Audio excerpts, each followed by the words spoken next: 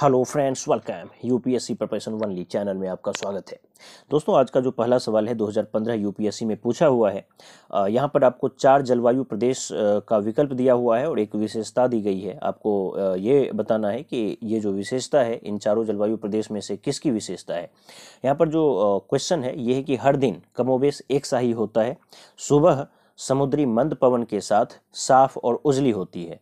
जैसे जैसे सूर्य आकाश में ऊपर चढ़ता जाता है, गर्मी बढ़ती जाती है, घने बादल बनने लगते हैं और फिर बादलों की गरज और बिजली की चमक के साथ वर्षा होने लगती है। लेकिन वर्षा शीघ्र ही समाप्त हो जाती है। मतलब ये है, कहने का मतलब कि जो सुबह है वो ठीक ठाक होती है, साफ और स्वच्छ आकाश होता है, हल्की हल्की पवन चलती है। जैसे जैसे दिन बढ़ता जाता है, गर्मी बहुत तेज हो जाती है, प्रचंड गर्मी पड़ती है और फिर वाष्पीकरण होता है, घनघोर बादल बनते हैं, घनघोर बिजली के साथ जो है वर्षा हो जाती है और फिर जल्द ही जो है आसमान फिर से साफ सुथरा हो जाता है। और ये प्रक्रिया साल में हर दिन लगभग एक सा ही होता है।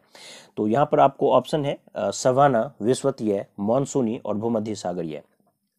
सवाना, विषुवतीय, मानसूनी और भूमध्य सागरीय, इन जलवायु प्रदेश में किसकी ये विशेषता है ये आपको बताना है। तो निश्चित रूप से ये जो है इसका सही उत्तर विषुवतरेखीय जलवायु प्रदेश है। आपको पता है कि 10 डिग्री उत्तरी अक्षांश से 10 डिग्री दक्षिणी अक्षांश के बीच का जो हिस्सा है उसी को हम लोग विषुवतरेखीय जलवायु प्रदेश बोलते हैं। विषुवतरेखीय जलवायु है ये।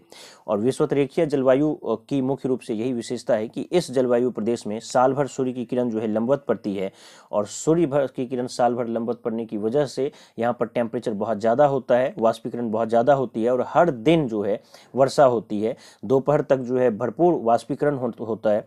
वाष्पीकरण के बाद दोपहर 2 बजे के आसपास जो है एक बहुत ज़्यादा गरज और चमक के साथ, बादलों की गरज और चमक के साथ जो है वर्षा हो जाती है और फिर मौसम जो है बिल्कुल साफ सुथरा हो जाता है और टेम्परेचर साल भर एक ही जैसा होता है क्योंकि सूर्य की किरण जो है साल भर लंबवत पड़ती है इन क्षेत्रों में। तो ये था आपको विषुवतरेखीय जलवायु प्रदेश की विशेषताएं, जो कि इस स्टेटमेंट के हिसाब से सही उत्तर है। लेकिन बाकी जो ऑप्शन है, जैसे कि दूसरा जो भूमध्य सागरीय जलवायु प्रदेश की जो विशेषता है, शीत ऋतु में वर्षा होती है। भूमध्य सागरीय जलवायु प्रदेश में ठंडी के महीने में वर्षा होती है, ये आप देखें। और इसके अलावा जो ग्रीष्म ऋतु, बहुत ज़्यादा टेम्परेचर नहीं होता है किसी भी महीने में, चाहे गर्मी का ही महीना जो होता है बहुत ज़्यादा टेम्परेचर नहीं होता है, लेकिन गर्मी का महीना जो है शुष्क होता है और सारी जो वर्षा होती है ठंड के महीने में होती है। तो ये भूमध्य सागरीय जलवायु प्रदेश की विशेषता है। और ये जो है 30 डिग्री से 40 डिग्री अक्षांश के बीच का जो हिस्सा है उसको हम लोग भूमध्य सागरीय जलवायु प्रदेश कहते हैं। इसी तरह से मानसूनी जलवायु प्रदेश की विशेषता, हम लोग खुद मानसूनी जलवायु प्रदेश में ही रहते हैं तो हम लोगों को पता है, क्योंकि यहाँ पर जो है ग्रीष्म ऋतु और शीत ऋतु बिल्कुल दो अलग अलग ऋतु होती है। और वर्षा जो है मुख्य रूप से गर्मी के महीने में ही होती है, जो जून से लेकर सितंबर के बीच का जो 4 महीने है इस बीच ही मुख्य रूप से वर्षा होती है। और टेम्परेचर जो है बहुत ज़्यादा भी नहीं होता है और बहुत ज़्यादा कम भी नहीं होता है, मतलब टेम्परेचर ठीक ठाक होता है।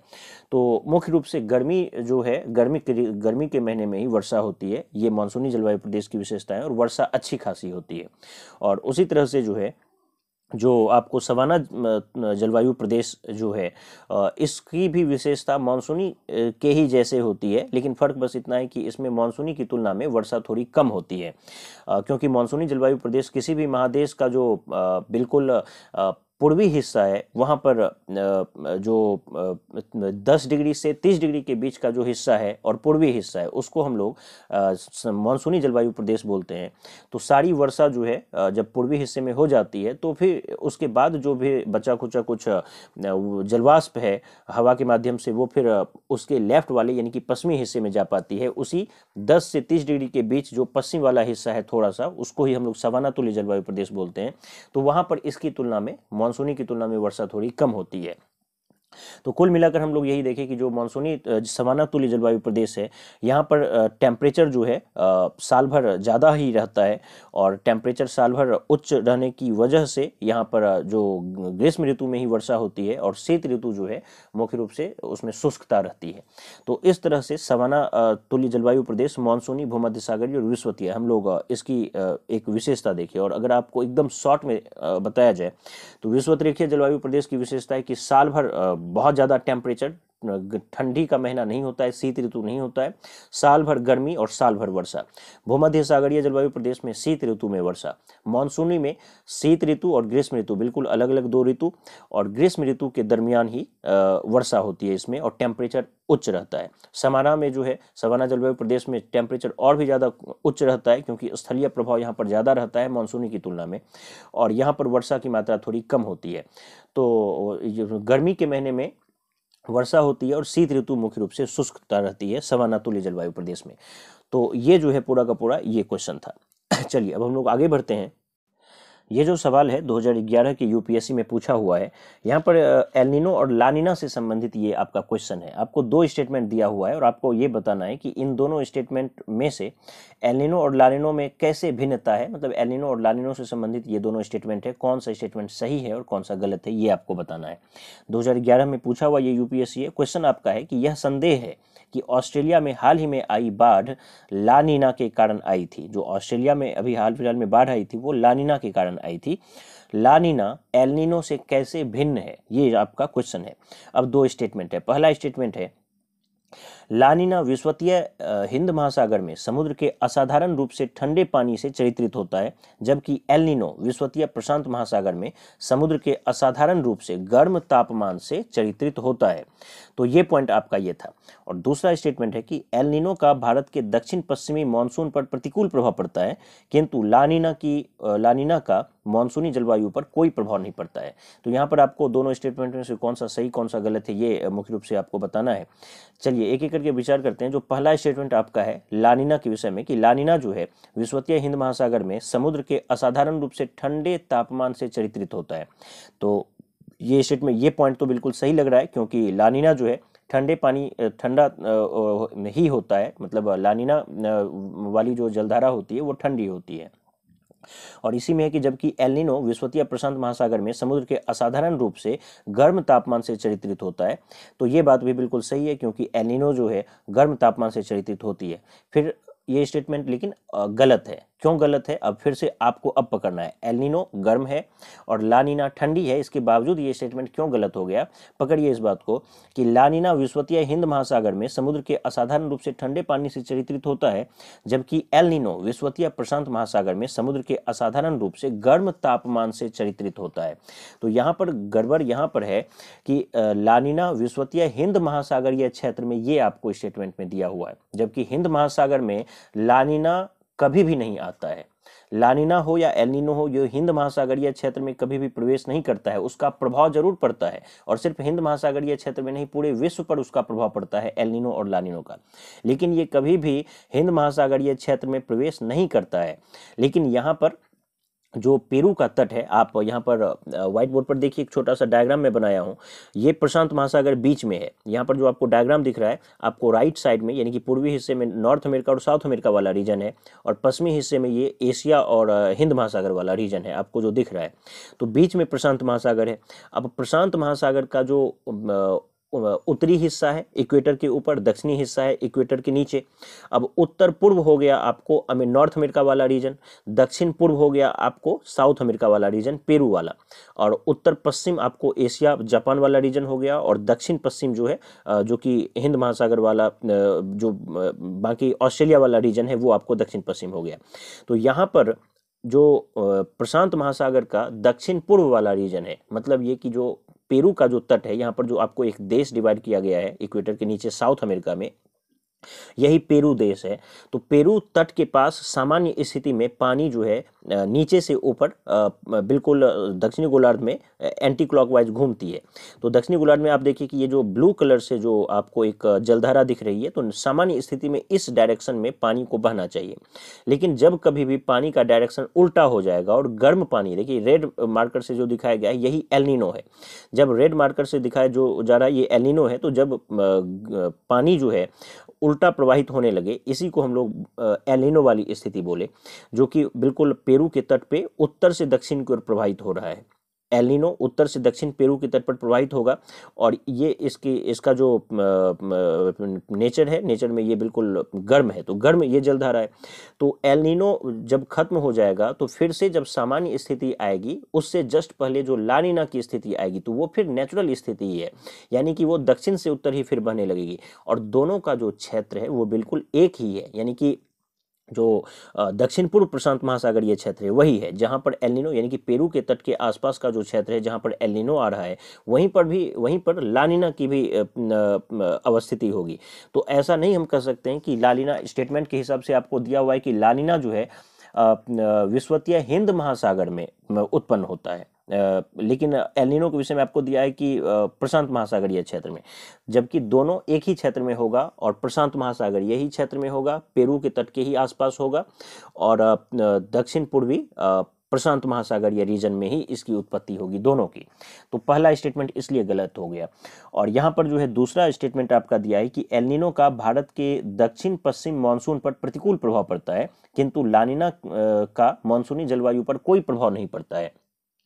तो यहाँ पर जो है ये भी स्टेटमेंट दरअसल गलत है। ये स्टेटमेंट इसलिए गलत है क्योंकि एल नीनो का जो है भारत के दक्षिण पश्चिम मानसून पर प्रतिकूल प्रभाव तो पड़ता ही है, क्योंकि भारत में वर्षा नहीं हो पाती है उतनी मानसूनी वर्षा, लेकिन जब ला नीना की स्थिति आती है तो वर्षा जो है बहुत ज़्यादा हो जाती है। मतलब कि ऐसा नहीं कह सकते कि उसका कोई प्रभाव नहीं पड़ता है। एल नीनो का प्रभाव पड़ता है ये कि वो वर्षा नहीं कर पाता है मानसूनी वर्षा, तो उसका नकारात्मक प्रभाव हुआ, लेकिन जो ला नीना है उसकी वजह से कोई प्रभाव नहीं पड़ता है, ऐसा नहीं कह सकते हैं। ला नीना की वजह से जो है मानसून और ज़्यादा तीव्र हो जाता है, मानसून की वजह से वर्षा और भी ज़्यादा भारत में होती है। तो एल नीनो और ला नीनो दोनों का प्रभाव पड़ता है और सामान्य स्थिति में नेचुरल जो जितनी वर्षा भारत में होती है उतनी ही वर्षा होती है, लेकिन जब एल नीनो आएगा तो वर्षा कम हो जाएगी और जब उसके जस्ट बाद ला नीनो की स्थिति आएगी तो वर्षा ज़्यादा होगी। तो इस तरह से ये दूसरा स्टेटमेंट हो गया। चलिए अब आगे बढ़ते हैं। देखिए ये जो सवाल है 2015 में यूपीएससी में पूछा हुआ है और ये इक्वेटोरियल काउंटर करंट से जुड़ा हुआ है, यानी कि विषुवतीय प्रतिधाराओं से जुड़ा हुआ है। यहाँ पर आपको 4 स्टेटमेंट दिया हुआ है और आपको बताना है कि ये जो विषुवतीय प्रतिधाराएं उत्पन्न होती है यानी कि इक्वेटोरियल काउंटर करंट उत्पन्न होता है, इसका क्या रीजन है। यहाँ पर आपको पहला स्टेटमेंट है कि पृथ्वी का अपने अक्ष पर घूर्णन की वजह से क्या इक्वेटोरियल काउंटर करंट उत्पन्न होता है, यानी कि विषुवतीय प्रतिधाराएं उत्पन्न होती है, या दो विषुवतीय धाराओं का अभिसरण जो होता है कन्वर्जेंस होता है, क्या वो उसका रीजन है, या फिर जल की लवणता में अंतर की वजह से क्या विषुवतीय प्रतिधाराएं उत्पन्न होती है, या फिर विषुवत वृत्त के पास प्रशांत मंडल मेखला जो पाया जाता है, बेल्ट ऑफ काम जो पाया जाता है, क्या उसकी वजह से विषुवतीय प्रतिधाराएं उत्पन्न होती है। तो यहाँ पर इन चारों स्टेटमेंट को अच्छे से देखने से पहले हम लोग एक बार इसको समझ लेते हैं मैप पर। यहाँ पर आपको स्क्रीन पर दिख रहा है कि ये नॉर्थ अमेरिका, साउथ अमेरिका है और यूरोप और मान के चलिए अफ्रीकन वाला रीजन है। अब यहाँ पर जो है आपको दिख रहा होगा व्हाइट बोर्ड पर कि जो कुछ धाराएं हैं वो प्रवाहित हो रही है। तो देखिए अफ्रीकन वाले रीजन से नॉर्थ हेमिस्फीयर में भी और साउथ हेमिस्फीयर में भी जलधाराएं जो है अमेरिकन कॉन्टिनेंट की ओर आ रही है। तो देखिए पहले आप विषुवत रेखा जो इक्वेटर है उसके ऊपर देखिए जो धाराएं हैं, पहले मैं ब्लू कलर से मार्क किया हूँ जो, तो ये यहाँ पर ठंडी जलधारा है अभी, लेकिन जैसे जैसे ये इक्वेटर की तरफ से आगे बढ़ती जा रही है तो धीरे धीरे ये जो नेचर में गर्म होता चला गया और बाद में जो नॉर्थ अमेरिका है यानी कि मैक्सिको की खाड़ी होते हुए गल्फ स्ट्रीम, इसका अलग अलग रीजन में अलग अलग नाम पड़ गया। बाकी धारा तो एक ही है, पैटर्न एक ही है, बस उसका नाम अलग अलग जगह पर अलग अलग पड़ गया। तो ये गल्फ स्ट्रीम जलधारा इसको यहाँ पर बोला जाता है, नॉर्थ अमेरिका का जो हिस्सा है मैक्सिको की खाड़ी सबके आसपास जो ये बहती है। तो यहाँ पर ये गर्म जलधारा ऊपर गई और ऊपर जाने के बाद फिर दो धाराओं में बट गया, एक ग्रीनलैंड सबके आसपास आ गया, ऊपर से भी एक धारा आकर यहाँ पर मिलती है और एक धारा जो है फिर आपके यूरोप के रीजन में चला गया, ऊपर देखिए, और फिर ये नीचे आई, फिर ठंडी होती गई, फिर ये पूरा का पूरा साल भर ये प्रोसेस चलता रहता है। और ये आप देख सकते हैं क्लॉकवाइज है, नॉर्थ हेमिस्फीयर में इसका जो डायरेक्शन है जलधारा का ये क्लॉकवाइज है, अफ्रीकन वाली रीजन से चला और फिर बिल्कुल अमेरिकन वाली रीजन से फिर यूरोप तक गया, यूरोप से नीचे अफ्रीका आया और फिर ये क्लॉकवाइज चलता रहा। उसी तरह से साउथ हेमिस्फीयर में आप देखिए दक्षिणी गोलार्ध के नीचे इसी तरह से इसी पैटर्न पर जलधारा जो है अफ्रीकन हिस्से से आगे बढ़ रही है और ये एंटी क्लॉकवाइज डायरेक्शन में साउथ अमेरिकन कॉन्टिनेंट से टकराते हुए नीचे की ओर आई और फिर जो है ये साल भर इसका जो डायरेक्शन है यही रहा, पैटर्न यही रहेगा।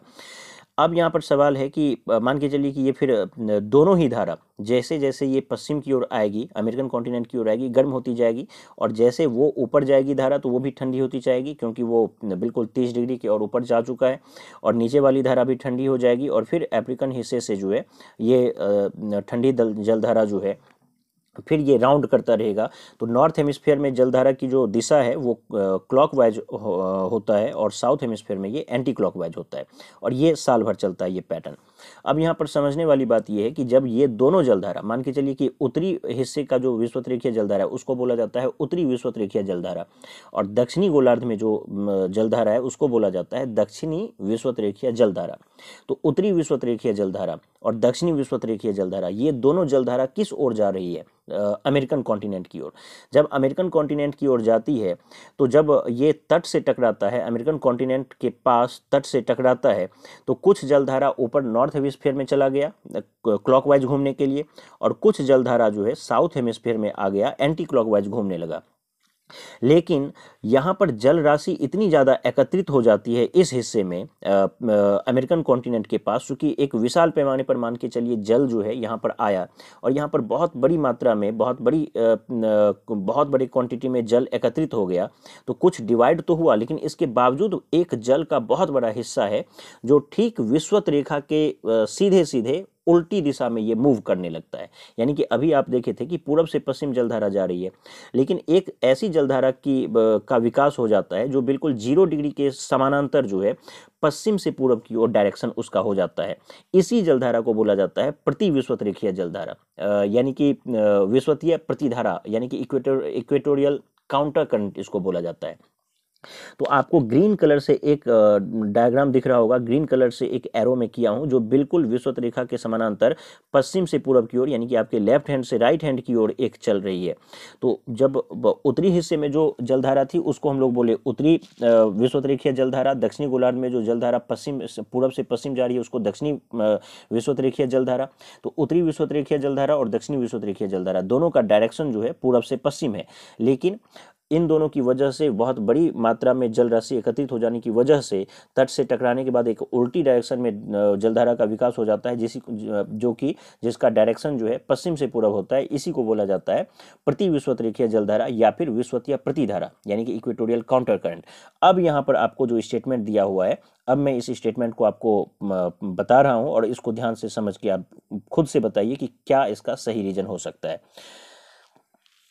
देखिए, क्वेश्चन था कि विषुवतीय प्रतिधाराओं यानी कि इक्वेटोरियल काउंटर करंट के पूर्वाभिमुख प्रवाह की व्याख्या किससे होती है, यानी कि वो जो पूर्व डायरेक्शन में जाता है, क्या उसकी क्या सही उसका रीजन है।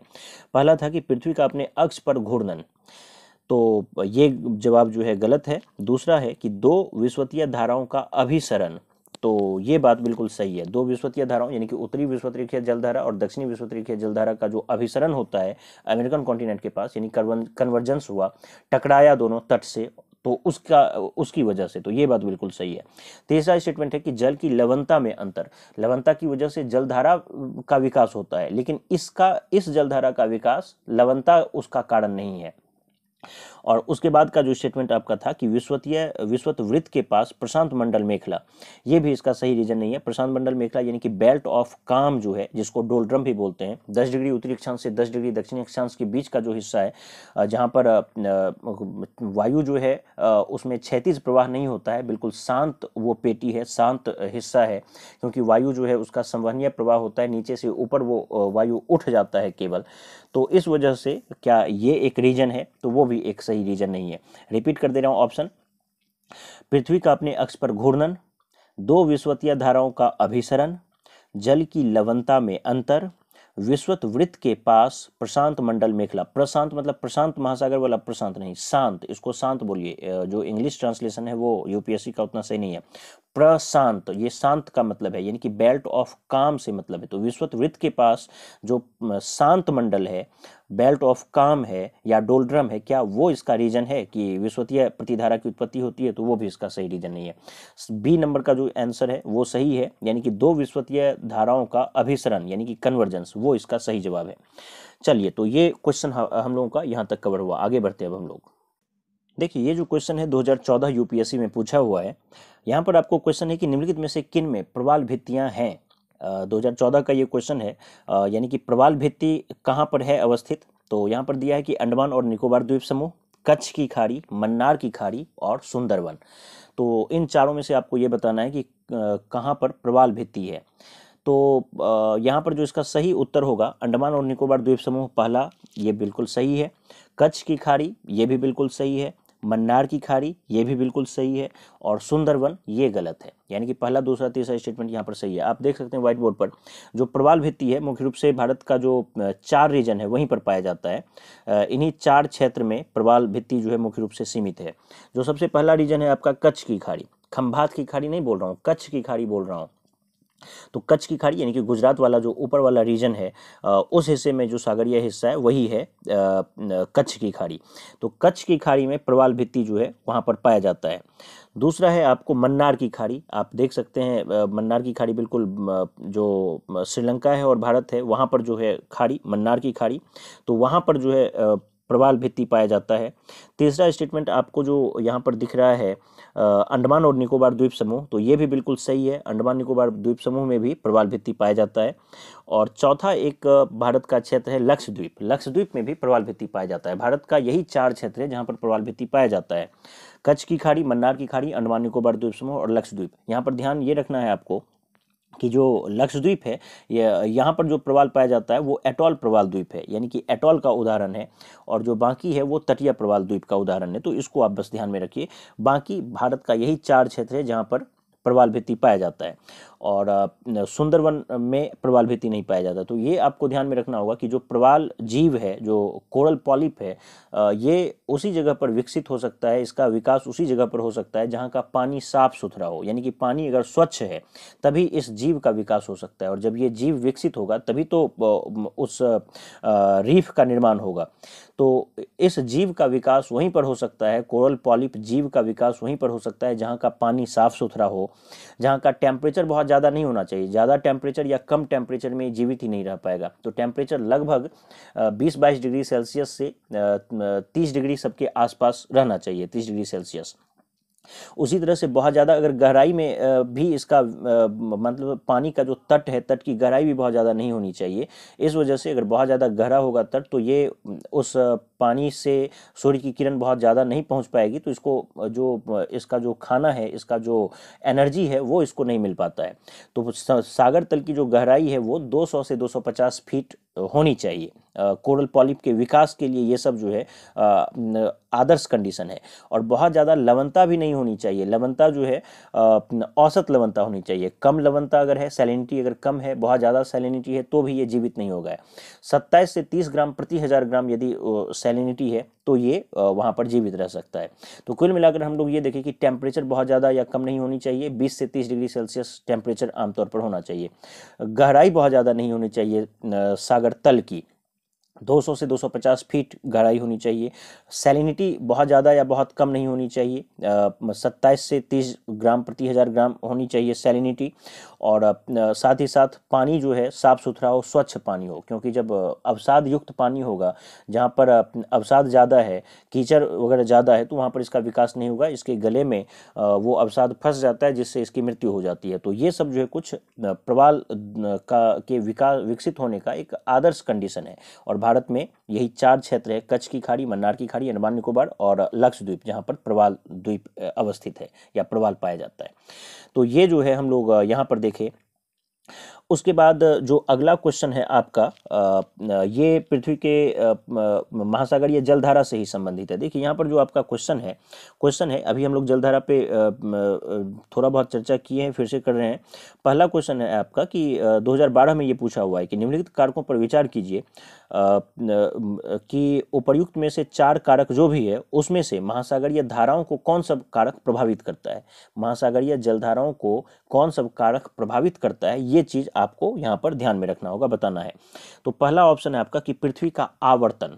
आवर्तन मतलब पृथ्वी का घूर्णन। पृथ्वी का जो घूर्णन है क्या वो इसको प्रभावित करता है, यानी कि 24 घंटे में जो पृथ्वी अपने अक्ष पर एक चक्कर लगाती है, क्या उसकी वजह से महासागरीय जलधाराओं पर कोई प्रभाव पड़ता है। दूसरा है वायु दाब और हवा, यानी कि जो एटमॉस्फेरिक प्रेशर है उसकी वजह से और हवाओं की वजह से क्या इस महासागरीय जलधाराओं की उत्पत्ति होती है। महासागरीय जल का घनत्व, क्या ये भी रीजन है, या फिर पृथ्वी का जो परिक्रमण है, पृथ्वी जो 365 दिन में सूर्य के चारों ओर घूमती है, क्या वो भी एक रीजन है महासागरीय जलधाराओं के उत्पत्ति में। तो अब एक एक करके यहाँ पर विचार करते हैं। सबसे पहले मैं आपको थोड़ा समझा देता हूँ, फिर आप खुद इसका सही जवाब देने के लिए शायद सक्षम हो जाए। देखिए, महासागरीय जलधाराओं की जो उत्पत्ति होती है उसका कई सारा फैक्टर है, कई सारा रीजन है। महासागरीय जल में जो जलधारा उत्पन्न होती है उसका कई सारा रीजन है, जिसमें सबसे इंपॉर्टेंट रीजन है टेम्परेचर। यहाँ पर आपको व्हाइट बोर्ड पर दिख रहा होगा। मान के चलिए जिस क्षेत्र का टेम्परेचर ज़्यादा होगा तो उस क्षेत्र का डेंसिटी कम होगा, घनत्व कम होगा, और यदि डेंसिटी कम हुआ तो जलस्तर निश्चित रूप से वहाँ का ज़्यादा होगा, और ज़्यादा जलस्तर से कम जलस्तर की ओर जो है फिर जलधारा का विकास हो जाएगा। तो मतलब हम लोग ये देखें कि टेम्परेचर ज़्यादा होने से डेंसिटी कम होगा, और डेंसिटी कम होने से जलस्तर ऊंचा हो जाएगा। तो जहाँ का टेम्परेचर ज़्यादा है वहाँ का जलस्तर भी ज़्यादा होगा, और जहाँ का टेम्परेचर कम है वहाँ का जलस्तर कम होगा। तो अधिक टेम्परेचर से कम टेम्परेचर की ओर जलधारा का विकास होगा। जहाँ का टेम्परेचर ज़्यादा है वहाँ का जो जल है वो जाएगा उस क्षेत्र की ओर जहाँ का टेम्परेचर कम है उस ओर, क्योंकि जलस्तर में भिन्नता आ जाएगी। दूसरा जो फैक्टर है ये सैलिनिटी है, यानी कि लवणता। जिस क्षेत्र की लवणता कम होगी, लवणता ज़्यादा होने से डेंसिटी बढ़ जाता है। लवणता यदि ज़्यादा है तो डेंसिटी ज़्यादा होगा, और लवणता सैलिनिटी यदि कम है तो लवणता भी, डेंसिटी भी कम होगा, घनत्व कम होगा। तो जहाँ का सैलिनिटी कम होगा तो वहाँ का डेंसिटी भी कम होगा, और डेंसिटी यदि कम है तो फिर जलस्तर जो है ज़्यादा हो जाएगा। तो यहाँ पर यही ध्यान में रखना होगा कि जहाँ की भी सैलिनिटी कम है, लवणता जहाँ का कम है, इसका मतलब है कि वहाँ का जलस्तर ज़्यादा है। लवणता यदि कम है तो वहाँ का जलस्तर ज़्यादा है, और लवणता जहाँ ज़्यादा है वहाँ का जलस्तर, इसका मतलब है कि नीचा है, जलस्तर गहरा है। तो जहाँ कम लवणता है वहाँ से जलधारा का जो विकास है अधिक लवणता वाले क्षेत्र की ओर होगा, क्योंकि जल लवणता कम है, सैलिनिटी कम है, तो इसका मतलब है जलस्तर ऊंचा है। तो कम लवणता वाले क्षेत्र से जलधारा अधिक लवणता वाले क्षेत्र की ओर जाएगी, क्योंकि जल स्तर में भिन्नता आ जाएगी। उसी तरह से मान के चलिए कोई क्षेत्र है जहाँ पर बर्फ पिघल रहा है। मान लीजिए टेम्परेचर सैलिनिटी का बहुत ज़्यादा फैक्टर नहीं है, लेकिन बर्फ बहुत ज़्यादा पिघल रहा है, मेल्टिंग हो रहा है, आइस का बर्फ जो है पिघल रहा है, हिमगलन हो रहा है। तो वहां पर जलस्तर तो ऑलरेडी बहुत ज़्यादा बढ़ जाएगा। तो जलस्तर, जो ध्रुवीय इलाका है जहां पर जलस्तर बर्फ के पिघलने की वजह से ऑलरेडी जलस्तर बढ़ता जा रहा है, वहां से जल का जो प्रवाह है उस ओर होगा जहां पर जलस्तर कम है। तो इस तरह से जलधारा जो है ये भी एक, जो बर्फ का पिघलना है ये भी एक फैक्टर है जलधारा के विकास में। उसी तरह से एक और जो सबसे बड़ा, बहुत बड़ा फैक्टर है वो है पवन, यानी कि जो हवा की दिशा है वो भी जलधारा को प्रभावित करती है। मान के चलिए जो प्रचलित पवन है 30 डिग्री से 30 डिग्री, 30 डिग्री नॉर्थ से 30 डिग्री साउथ के बीच जो हवा चलती है उसको हम लोग प्रचलित पवन बोलते हैं, व्यापारिक पवन या सनमार्गी पवन, और इसका डायरेक्शन पूरब से पश्चिम की ओर है। तो पूरब से पश्चिम की ओर ये अपने साथ नदी के जल के, समुद्र के जल को भी प्रवाहित करके ले जाएगा। तो 30 डिग्री से 30 डिग्री के बीच का जो समुद्री हिस्सा है उसके जल का डायरेक्शन होगा हमेशा पूरब वाले हिस्से से पश्चिम वाले हिस्से की ओर, क्योंकि जो व्यापारिक पवन है उसका डायरेक्शन पूरब से पश्चिम की ओर है। उसी तरह से 30 से 60 के बीच, 30 डिग्री से 60 डिग्री के बीच जो पछुआ पवन चलती है उसका डायरेक्शन पश्चिम से पूरब की ओर होता है, यानी कि आपके लेफ्ट हैंड से राइट हैंड की ओर। तो उस डिस्टेंस, उस दरमियान जो भी जल का हिस्सा है, समुद्री हिस्सा है, उसमें जल का जो डायरेक्शन है, समुद्री जलधारा का जो डायरेक्शन है वो पश्चिम से पूरब की ओर होगा, आपके लेफ्ट हैंड से राइट हैंड की ओर होगा। यानी कि पछुआ पवन के प्रवाह की वजह से, पछुआ पवन के प्रभाव की वजह से जो जलधारा है 30 से 60 के बीच की जो जलधारा है उसका प्रवाह जो है पश्चिम से पूरब की ओर होगा, लेकिन व्यापारिक पवन के प्रभाव से जो जलधारा है उसका जो डायरेक्शन है वो पूरब से पश्चिम की ओर होगा। तो इस तरह से जो पवन है वो भी एक बहुत बड़ा फैक्टर है जो जलधारा के डायरेक्शन को, उसके दिशा को प्रभावित करता है। इसके अलावा कुछ कुछ और हिस्सा है, जैसे कि मान लीजिए वायु दाब है, तो ये सब छुपा हुआ कारक है। अब वायु दाब है, मान के चलिए जहाँ का हाई प्रेशर जहाँ पर है, कहीं कहीं पर लो प्रेशर है, तो हाई प्रेशर से लो प्रेशर की ओर जो है वायु का, पवन का प्रचलन होगा, पवन जो है आगे बढ़ेगा और जलधारा को भी अपने साथ वो बहा कर ले जाएगा। तो इस तरह से घनत्व जो है वो एक फैक्टर है। पृथ्वी का जो घूर्णन है वो भी एक फैक्टर है, क्योंकि पृथ्वी जब घूमती है तो उसकी वजह से भी जलधारा के डायरेक्शन पर प्रभाव पड़ता है। जो वायु दाब है, हवा है, महासागर या जल का घनत्व है, टेम्परेचर है, लवणता है, पवन है, वायु दाब है, ये सब इसका एक फैक्टर है जो कि जलधारा का विकास करता है। लेकिन जो सबसे बड़ा फैक्टर है उसमें से एक टेम्परेचर आप कह सकते हैं, सैलिनिटी यानी कि लवणता कह सकते हैं, हवा कह सकते हैं, पवन की दिशा, प्रचलित पवन की दिशा कह सकते हैं, बर्फ का पिघलना, ये कुछ जो है बड़ा रीजन है। इसके अलावा पृथ्वी का घूर्णन, ये एक रीजन है। उसी तरह से जो वायुमंडलीय दाब है, या कहीं पर मान लीजिए वर्षा बहुत ज़्यादा होती है तो जलस्तर बढ़ेगा, कम वर्षा की ओर उसका डायरेक्शन हो जाएगा जलधारा का। कहीं वाष्पीकरण ज़्यादा होती है जिसकी वजह से सैलिनिटी पे और टेम्परेचर पर फर्क आएगा, वहाँ पे जलस्तर पर फर्क आएगा। तो वो सब भी एक रीजन है, लेकिन वो सब अप्रत्यक्ष कारण है। मुख्य कारण यहाँ पर टेम्परेचर, लवणता, बर्फ का पिघलना यानी कि हिमगलन, पवन यानी कि प्रचलित पवन, ये जो है 4 फैक्टर मुख्य रूप से सबसे इंपॉर्टेंट है। तो इस तरह से ये पूरा का पूरा जो आज का सेशन है काफ़ी लंबा जरूर हुआ, लेकिन मेरे समझ से सारा कॉन्सेप्ट आपका क्लियर हो रहा होगा। अगर आपको कोई समस्या है तो आप पूछ सकते हैं, और अगर आपको वीडियो को छोटा चाहिए तो बता सकते हैं। उम्मीद करता हूँ ये वीडियो आपको पसंद आया होगा। धन्यवाद।